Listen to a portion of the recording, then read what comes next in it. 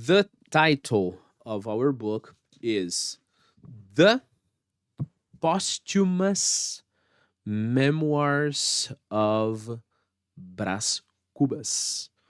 Well, not getting too technical in the pronunciation here, but keep in mind the sound is a very important sound in English, so that's why we have the posthum, right? The posthumous memoirs, or you can say memoirs of, you don't say of, right? You say of Brás Cubas.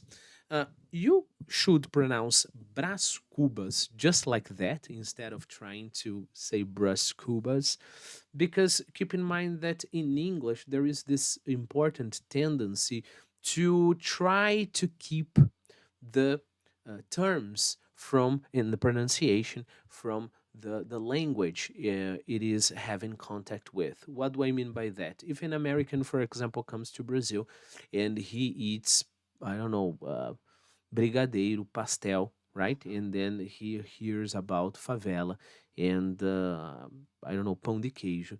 Probably he's going to say exactly that, right? Brigadeiro, favela, pastel, etc.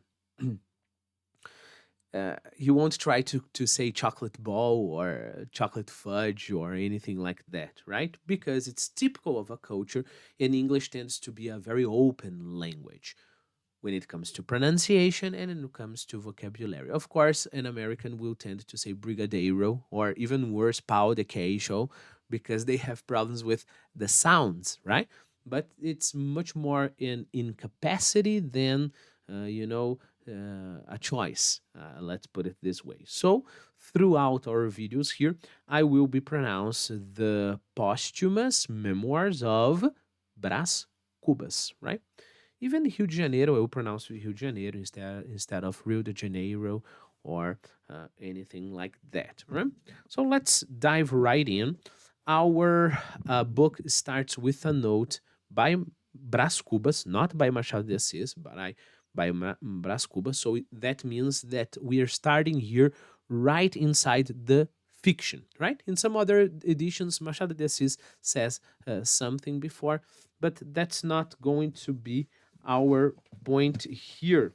Let me just see in my edition. Yes, in my edition, we do have a prologue to the fourth edition by Machado de Assis, but I prefer to start with you in the fiction part because remember, it's to the reader, but the book, the fiction, the novel has already started. Why? Because who is reading this little note to the reader is not Machado de Assis, is a character created by Machado de Assis, right?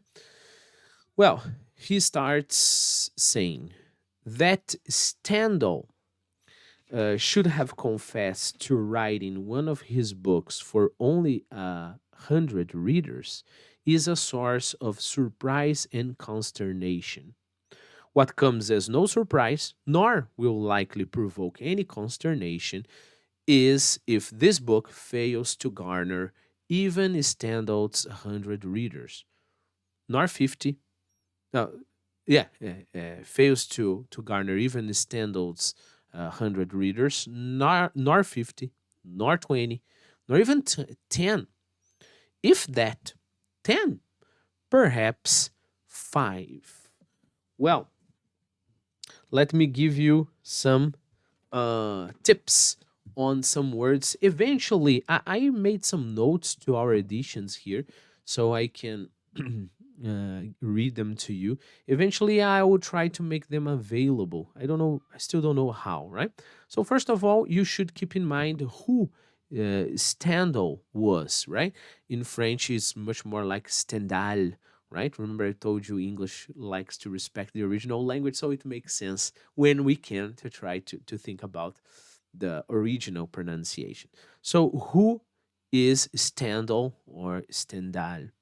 Stendhal, I think. He lived in France from 1783 to 1842. And the most important thing about him is that he wrote a book called Le Rouge et le Noir, that is the red and the black, o vermelho e o negro in Portuguese, which is one of the most important books in world literature. That's why our narrator says here that is a cause of consternation that Stendhal was expecting to write to just 100. Because if Stendhal was expecting to write to 100 readers, what can we say about somebody who doesn't have a talent like his, right? So this is what Brás Cubas is intending to do. He's intending to sound very humble, right? Modest. So not only Stendhal wrote this book, Le Rouge et le Noir, but he also wrote another very famous book about Napoleon called Le Chartreuse, I think that's the way it's pronounced, de Parme, that is the Charter House of Parma. In Portuguese, it was translated to Cartucha de Parma, that is about Napoleon. He also says that he thinks his book will fail to garner Stendhal's 100, right? So, what is garner? Garner is to collect or gather, especially information or approval. That is not our case here. Here is to collect the readers. Right? So, I will read it one more time now that you know who Stendhal was. That Stendhal should have confessed to writing one of his books for only 100 readers is a source of surprise and consternation. What comes as no surprise, nor will likely provoke any consternation, is if this book fails to garner even Stendhal's 100 readers, nor 50, nor 20, nor even 10, if that. 10, perhaps 5. Well, if you liked the video and if you would like me to continue, please subscribe to the channel, like the video, share it, consider helping, contributing to this project. The more I get feedback from you, the more I will be encouraged to set aside some of the time because I have many, many other projects here going on, but I will try to set aside some of the time to continue this project here.